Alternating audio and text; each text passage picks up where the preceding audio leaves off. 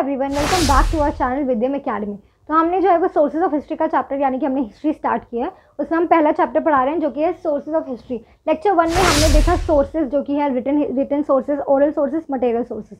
वहाँ पे हमने डिटेल में जो है वो रिटन सोर्सेज देखा है। अब हम यहाँ पे मटेरियल सोर्सेज जो है वो डिटेल में देखेंगे, तो आप उस वीडियो को ज़रूर देख लेना मटेरियल सोर्स पढ़ने से पहले। तो मटेरियल सोर्स क्या होता है? कोई चीज़ जो हमको हिस्ट्री के बारे में बताती है। मैंने आपको लास्ट लेक्चर में भी बताया था कि मटेरियल मीन्स कोई चीज़ होती है, उसमें भी हमने कुछ डिस्कस किया था बिल्डिंग्स पैलेसेस के बारे में, कि वो चीज़ें जो है वो हमको इन्फॉर्मेशन देती है कि हाँ हिस्ट्री में ये सारी चीज़ें हुई थी। और हमारी जो 9th स्टैंडर्ड की हिस्ट्री है ना, ये मॉडर्न हिस्ट्री है। ये हमको इंडिपेंडेंस के बाद 1947 के बाद का एरा जो है वो इस मतलब 9th स्टैंडर्ड की हिस्ट्री में, तो बेसिकली हम मॉडर्न हिस्ट्री पढ़ रहे हैं। तो मटेरियल सोर्सेज के अंदर हम जो है वो सबसे पहले क्या देखेंगे? बिल्डिंग्स।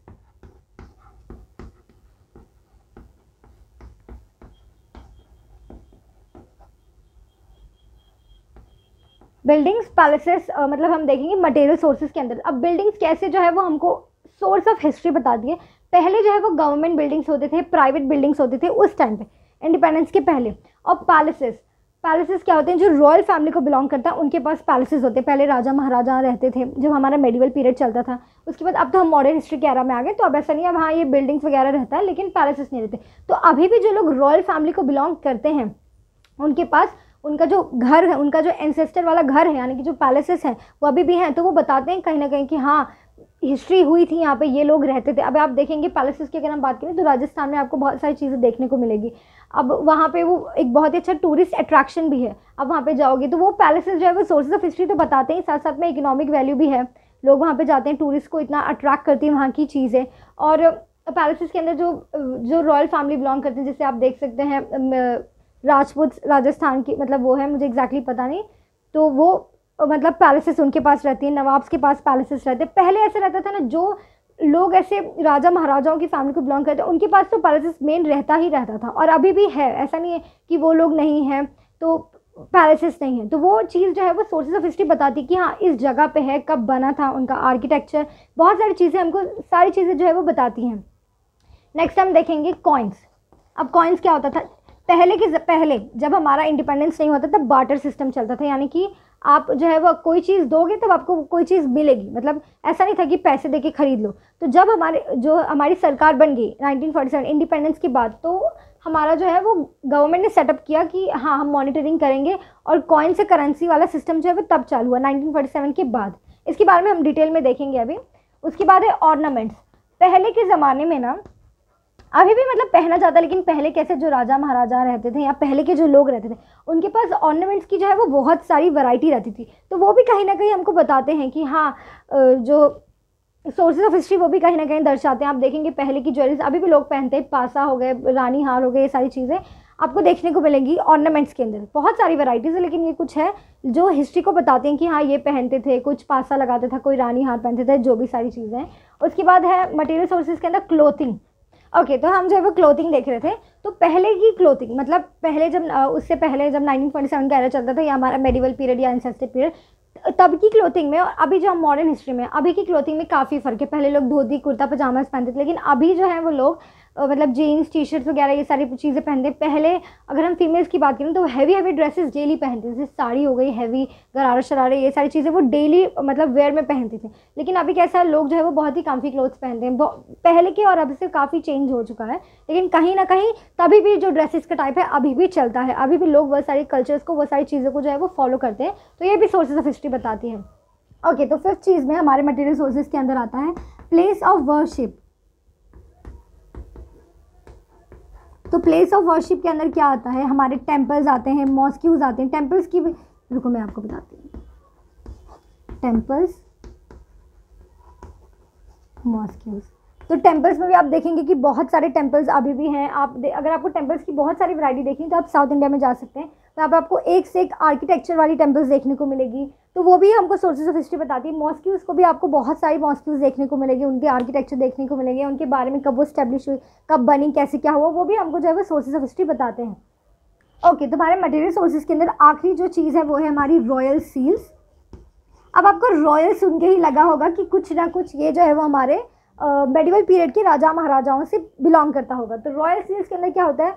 जितने भी राजा महाराजाओं रहते होंगे ना, मतलब होते थे, वो क्या करते थे, उनकी कोई ना कोई किंगडम का कोई ऐसी चीज़ रहती होगी जो जिसे वो मेन पकड़ते होंगे या रखते होंगे, उसी का वो स्टैम्प देते होंगे कि हाँ ये इस किंगडम का है। बहुत सारे किंगडम होते होंगे हर जगह पे, तो ये इस किंगडम की कोई भी चीज़ है, स्टैम्प हम उसे कह सकते हैं, थप्पा देने वाला। वैसे तो रॉयल सील्स का मतलब वो है कि हर एक अलग अलग तरीके के पहले राजा महाराजा रहते ही थे, तो वो जो है वो अपने स्टैम्प्स को ऐसे अपना एक खुद का स्टैम्प्स बनाते थे। वो स्टैम्प्स कहीं भी लगाना हो तो वो रॉयल सील्स वो लगाते थे कि हाँ पता चलता था कि हाँ ये हमारे मेवाड़ के राजा ने किया, ये हमारे इस किंगडम के राजा ने किया, तो हमको ये पता चल जाता था। तो ठीक है, तो रॉयल सीरीज का हमने तो मतलब देख लिया, लेकिन अगर हम सिंपल चीज़ों में शब्दों में अगर समझें तो अब ये हो सकता है, आपने देखा होगा हर स्कूल का एक अलग ही वो स्टैम्प देते हैं, या हमारी गवर्नमेंट भी हर एक जगह का हर एक जगह जो भी चीज़ होती है वो अपना एक अलग स्टैम्प देते हैं डिफरेंट। तो वो उससे हम देख सकते हैं कि हाँ कहीं ना कहीं हिस्ट्री से हमने जो है वो चीज़ों को लिया है जो कि अब इवॉल्व हो चुकी है। हर चीज़ जो है, हर अपना स्कूल अपना डिफरेंट पैटर्न रखता है, ज़रूरी नहीं रॉयल्स, अब पहले रॉयल्स रहते थे, राजा महाराजा रहते हैं, लेकिन अब तो नॉर्मल कॉमन पीपल हो गए हैं सब, तो अपने हिसाब से अपने स्कूल का या गवर्नमेंट कोई भी चीज़ अगर करती है तो उस क्राइटेरिया के हिसाब से अपना स्टैम्प जो है वो बनाती है। तो हमने मटेरियल सोर्सेज के अंदर क्या देखा, बिल्डिंग पैलेसेस, ये बताते हैं हमको sources of history, material source, building palaces, coins, ornaments, clothing, place of worship, temples है, मतलब टेम्पल्स और मॉस्किस उसके अंदर आते हैं, और हमारी रॉयल्सीज। तो ये सारी चीज़ें हमको जो है वो मटेरियल सोर्स बताती हैं कि हाँ इन्हीं चीज़ों से हम पता लगा सकते हैं, इन सब चीज़ों से कि हाँ ये हिस्ट्री का सोर्स है। अब हम जो है वो डिटेल में कॉइन्स और म्यूजियम्स करेंगे। तो हम जो है वो अब मटेरियल सोर्सेज को डिटेल में देखेंगे। उसका एक पॉइंट हमने लिया जो कि है कॉइन्स। तो यहाँ पे हम देखेंगे बार्टर सिस्टम। पहले इंडिपेंडेंस से पहले क्या होता था ना, कॉइन्स वगैरह नहीं होती थी, ना करेंसी होती थी, तो उस वक्त बार्टर सिस्टम चलता था, यानी कि आप कोई चीज़ दो उसके बदले आपको कोई चीज़ मिलेगी। जैसे कि अगर हम चावल देंगे तो उसके बदले हमको गेहूँ मिलेगा, गेहूँ देंगे तो गेहूँ के बदले, अगर हमने गेहूँ दिया, हमको चावल चाहिए तो उसके बदले चावल मिलेगा। ऐसा सिस्टम होता था कि कुछ दो फिर कुछ मिलेगा। तो उसके बाद क्या हुआ, जब हमारी आज़ादी हो गई 1947 के बाद क्या हुआ, गवर्नमेंट का सेटअप हुआ, गवर्नमेंट बनने लगी। हमने देखा है पहले लेक्चर में कि गवर्नमेंट जो है वो बन गई थी, उसकी डॉक्यूमेंट्स वगैरह, वहाँ पे भी सोर्सेज ऑफ हिस्ट्री में न्यूज़पेपर वाले रिटन सोर्सेज के अंदर। तो हमने क्या देखा कि हमारी जो है आज़ादी हो गई, उसके बाद गवर्नमेंट का सेटअप हुआ। तो गवर्नमेंट ने क्या किया, एक सिस्टम ऑर्गेनाइज किया, मॉनिटरिंग सिस्टम किया कि अब हम ऐसा कुछ करेंगे कि कोई चीज़ ऐसा नहीं है, अब हम उसको करेंसी, उस चीज़ को हम जो उस सिस्टम को हम जो है वो कॉइन्स और करेंसी कहते हैं। तो आप कॉइन्स या करेंसी दोगे तब आपको वो चीज़ मिलेगी। तो उस वक्त स्टार्टिंग के ज़माने में क्या होता था ना, जो हमारी कॉइन्स होती थी ना वो ज़्यादा वैल्यूबल होती थी as compare to notes. Notes इतने वैल्यूबल नहीं होते थे, कॉइन ज़्यादा थी। तो उस टाइम पे क्या होता था, अब मॉनिटरिंग सिस्टम चालू हो गया, कॉइन्स वगैरह चालू। अभी के टाइम पे 21st एरा में क्या है, 2000 की नोट सबसे ज़्यादा उसमें मानी जाती है कि हाँ ये सबसे बड़ी नोट है, ऐसा। इससे आप बहुत सारी चीज़ें खरीद सकते हैं। लेकिन पहले क्या होता था, कॉइन्स के हिसाब से पहले ना रुपीज़ भी नहीं स्टार्ट हुआ था, आना, एक आना, ऐसे सब आना वगैरह सिस्टम चलता था। तो उसके बाद हमारी जो है वो गवर्नमेंट का सेटअप हो गया, कॉइन्स वाला सिस्टम भी चालू हो गया। और मॉनिटरिंग सिस्टम को, जो सिस्टम रेगुलेट करती है, सिस्टम जो कि रेगुलेट करती है कॉइन्स को या करेंसी को,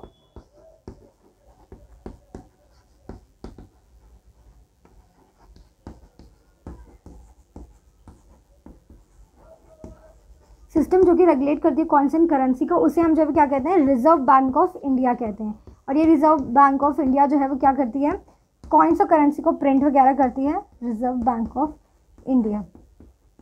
अब ये जो मॉनिटरिंग सिस्टम गवर्नमेंट ने सेटअप किया 1947 के बाद, इसका काम क्या था कि ये कॉइन्स और करेंसी को प्रिंट करे। स्टार्टिंग में अब कैसे धीरे धीरे सेटअप हुआ होगा, तो मतलब पता चलने लगा, ये फैलने लगा हर जगह कि हाँ अब हमको कॉइन्स यूज़ करनी है, करेंसी यूज़ करनी है, ऐसा सिस्टम जो है वो चालू होने लगा। रिजर्व बैंक ऑफ इंडिया का काम क्या था, रिजर्व बैंक ऑफ इंडिया का काम क्या था, प्रिंट करना नोट्स को और करेंसी को, और लोगों तक पहुंचाना ये चीज़ को, कि लोग तक पहुंचे, कि लोग कॉइन्स और करेंसी का इस्तेमाल करके चीज़ खरीदें। ये काम था रिजर्व बैंक ऑफ इंडिया का। अब रिजर्व बैंक ऑफ इंडिया का हेडक्वार्टर्स कहाँ है, मुंबई में।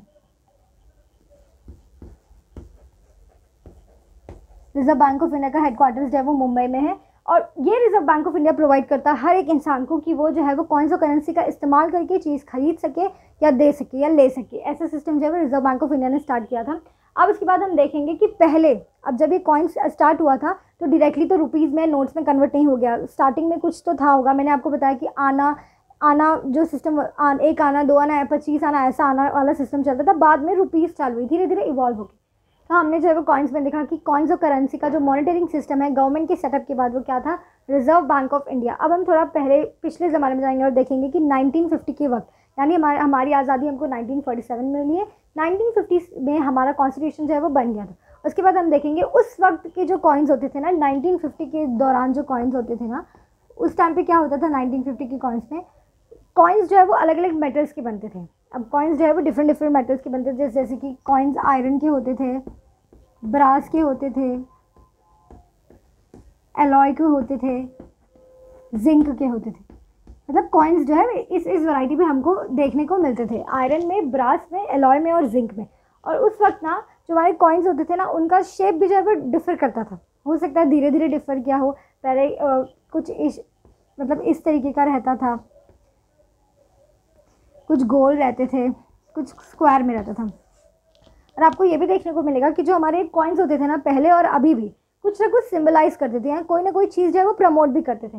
जैसे कि किसी में गेहूं का, मतलब वीट का, गेहूं का फ़ोटो होता था, किसी में राइस का होता था, या कोई चीज़। तो ये सारी चीज़ें जो है वो फार्मर्स को प्रमोट करते थे, बताते थे कि हाँ हमारे फार्मर्स कितना जो है अपना कंट्रीब्यूशन करते हैं एग्रीकल्चर के अंदर। ये सारी चीज़ें कॉइन्स के ज़रिए ना जो है वो प्रमोशन का भी काम हो जाता था फार्मर्स के लिए, कोई भी चीज़ के लिए। ऐसा आयरन, ब्रास, एलॉय, जिंक में रहते थे, इस तरीके का शेप रहता था। अब हम देखें, और मैं आपको अभी की भी बात बताऊँ तो हमारा जो पहले 5 रुपये का नोट होता था, अभी भी उसके अंदर ट्रैक्टर होता था, किसान जो है वो ट्रैक्टर चलाते थे। तो वो भी कहीं ना कहीं एग्रीकल्चर को सिंबलाइज करता है। हमारे 50 रुपये की नोट में पार्लियामेंट का फोटो, नोट्स के ऊपर कोई भी चीज़ का अगर फोटो है, मतलब रहता ही ऑब्वियस सी बात है, तो वो कुछ ना कुछ जो है वो सिंबलाइज करते हैं, इसीलिए उनमें रहता है। तो हमने जो है वो कॉइन्स के बारे में देखा कि कॉइन्स जो है वो अलग अलग मेटल्स में जो है वो पाए जाते थे, जैसे कि आयरन, ब्रास, एलॉय, जिंक। और वो कुछ ना कुछ उसके ऊपर चीज़ें भी रहती थी जो कि प्रमोशन का काम करती थी, यानी कि वो गेहूँ चावल भी हो सकता है, पॉपुलेशन को कंट्रोल करना भी हो सकता है, या एग्रीकल्चर को प्रमोट करना भी हो सकता है। अब और ये सारी चीज़ें जो है वो हमें कौन प्रोवाइड करता था? रिजर्व बैंक ऑफ इंडिया जो है वो ये सारी चीज़ों की मॉनिटरिंग करता था। सिस्टम क्या है? Reserve bank of India. Coins और करेंसी का सिस्टम जो कि गवर्नमेंट ने सेटअप किया है वो क्या है? रिजर्व बैंक ऑफ इंडिया, और उसके हेडक्वार्टर्स मुंबई में। अब और मैं आपको एक और बात क्लियर करना चाहती हूँ कि ऐसा नहीं कि कॉइन्स जो है वो अभी स्टार्ट हुई हैं, पहले भी जब मेडिवल पीरियड में जब हमारे राजा महाराजा रहते थे उस वक्त भी वो जो है अपने कॉइन्स या करेंसी बनाते थे। जैसे किसी का गोल्ड का होता था, अब किसी का सिल्वर का होता था, ऐसा नहीं कि नहीं था, बस फ़र्क इतना था कि उस वक्त जो है वो गवर्नमेंट सेटअप नहीं थी। और उस वक्त भी जैसे कोई पर्टिकुलर राजा है उस राज्य का, तो वो अपना जो है फ़ोटो उस कॉइन्स पे लगाता था, जो भी चीज़ होती थी, जो भी मुद्राएं बोल सकते हैं हम उसको, उस पर लगाता था। लेकिन जब कोई दूसरा राजा आता था उसको डिस्ट्रॉय करके, तब वो पूरी जो कॉइन्स या करेंसी होती थी उस पर्टिकुलर राजा की वो डिस्ट्रॉय हो जाती थी, ऐसा चलता था। तो खाली सिस्टम के लाख होने की वजह से वो चीज़ इतनी जो है उसमें नहीं है, लेकिन तभी भी ये कॉइन्स का जो है ये हमको सोर्सेज ऑफ हिस्ट्री देता है, क्योंकि मेडिवल से ये अब मॉडर्न में आया और मॉडर्न में भी अब चल रहा है। अभी भी कॉइन्स जो है इतनी वैल्यूबल नहीं है पहले की तरह, लेकिन अभी भी कॉइन्स की वैल्यू है। ऐसा अभी तो मतलब नोट्स की ज़्यादा है, लेकिन करेंसी की, लेकिन अभी भी कॉइन्स की है। अब हम जो है वो सेकेंड टॉपिक म्यूजियम के बारे में जो है वो डिटेल में देखेंगे। ओके, तो मटेरियल सोर्सेज के अंदर कॉइन्स के बाद अब हम जो है वो डिटेल स्टडी करेंगे म्यूजियम के बारे में, हमारा जो कि क्या है सेकंड सब टॉपिक है म्यूजियम। आपने म्यूजियम जो है वो वर्ड सुना होगा। अब म्यूजियम क्या करता है? इन्फॉर्मेशन प्रोवाइड करता है। आपने देखा होगा म्यूजियम एक ऐसी जगह होती है जहाँ पे पहले की चीज़ें या कोई ऐसी चीज़ें जो कुछ ना कुछ आपको बताती हैं कि हाँ ऐसा ऐसा हुआ था कोई चीज़, तो वहाँ पे वो सारी चीज़ों को जो है वो संभाल के रखा जाता है ताकि आप उसको स्टडी कर सकें, वहाँ से रेफरेंसेस ले सकें। तो म्यूजियम क्या करता है? हमको इन्फॉर्मेशन प्रोवाइड करता है।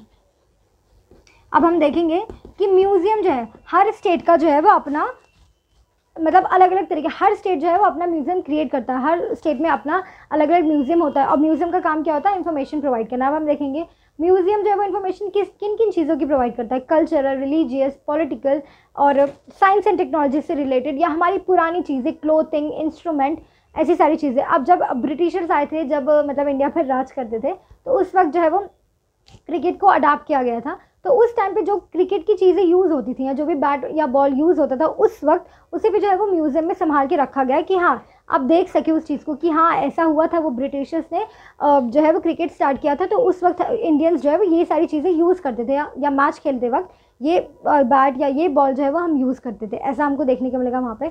उसके बाद अगर हम म्यूज़ियम के एग्जाम्पल लें, हर जगह म्यूज़ियम होती है। रिजर्व बैंक ऑफ इंडिया का भी म्यूज़ियम है जो कि मुंबई में है, और छत्रपति शिवाजी महाराज की भी म्यूज़ियम है। और हम देखेंगे एक बहुत ही अलग म्यूज़ियम है जो कि जेल से जो है वो म्यूज़ियम में कन्वर्ट हो चुकी है। तो अंडमान निकोबार आइलैंड आपने सुना ही होगा। तो अंडमान निकोबार जो है वहाँ पे जो उसका कैपिटल है पोर्ट ब्लेयर, वो क्या था? पहले वो एक जेल थी। अंडमान निकोबार का जो पोर्ट ब्लेयर है जो वो है मेन उसका कैपिटल, पहले वो एक जेल थी और वो जेल को हम जो है वो काला पानी, उस जेल में जो है वो एक बहुत ही फेमस सज़ा दी जाती थी जिसे हम काला पानी की सज़ा कहते हैं। अब काला पानी की सज़ा क्यों कहते हैं, क्योंकि वो बहुत ज़्यादा वहाँ पे जो है वो अकेले रहने देते हैं कुछ सालों के लिए ऐसे, और बहुत ही मतलब बुरी दशा करते हैं वहाँ पे। और ये काला पानी की सज़ा जो है वो किसे दी गई थी, वीर सावरकर को जो है वो दी गई थी उस ज़माने में। हमारे वो फ्रीडम फाइटर हैं, उन्हें काला पानी की सज़ा दी गई थी। अब वो जो है अंडमान निकोबार का जो जेल थी अब वो म्यूज़ियम में कन्वर्ट हो चुकी है। तो ऐसे ही अगर हम म्यूज़ियम्स की बात करें तो इंडिया के पास जो है वैसी बहुत सारी चीज़ें हैं, थी मतलब अभी है नहीं। तो जो हमारे ब्रिटिशर्स थे उन्होंने जो अपना म्यूज़ियम इतना बड़ा क्रिएट किया है, हर जगह देखो आपको पता होगा, आप कहीं भी म्यूज़ियम में देखने जाओ तो आपको म्यूज़ियम खाली तो देखने मिलेगा नहीं, वहाँ पे आपको एक से एक चीज़ देखने को मिलेगी जो कि हिस्ट्री का सोर्स जो है वो बताती है। और खाली हिस्ट्री का नहीं, मॉडर्न से भी रिलेटेड बहुत सारी चीज़ें होंगी। तो उन्होंने इंडिया के बहुत सारे ऐसे सामान हैं पूरे बहुत सारी जगह पे जहाँ पे उन लोगों ने रूल किया है, वहाँ से उन लोगों ने जब से रूल करना स्टार्ट किया तब सामान मतलब खाली लेना चालू कर दिए थे, सामान लेके उसे अपने पास रख लिया, अपने जो है वो राज्य में रख लिए वो लोग ने। तो इंडिया के सामान से या वर्ल्ड की बहुत सारे कोने से जो है उन्होंने सामान लेके अपना म्यूज़ियम जो है वो क्रिएट किया है। तो आपको वहाँ भी म्यूज़ियम में देखने को बहुत कुछ मिलेगा। और इंडिया में तो है, खास लेके गए हैं तभी भी, लेकिन तभी भी बहुत सारी चीज़ें हैं जो अभी भी हमको सोर्सेज ऑफ हिस्ट्री जो है वो बताती हैं। ओके, तो हमने डिटेल में जो है वो मटेरियल सोर्सेज को आज देखा है, और उसमें यहाँ पे हमने जो है वो मेन पॉइंट्स को यानी कि कॉइन्स पे और म्यूज़ियम पे जो है वो हमने एकदम डिटेल लेक्चर लिया है। तो आप इस वीडियो को पूरा देखिएगा। और उसके बाद आज के लिए बस इतना ही। और हमने जो लेक्चर 1 क्रिएट किया है जो कि रिटन सोर्सेज के ऊपर है, उसे भी आप जो है वो ज़रूर देखिएगा। तो आज के लिए बस इतना ही। Thank you. Do like, share and subscribe to our channel Vidyam academy.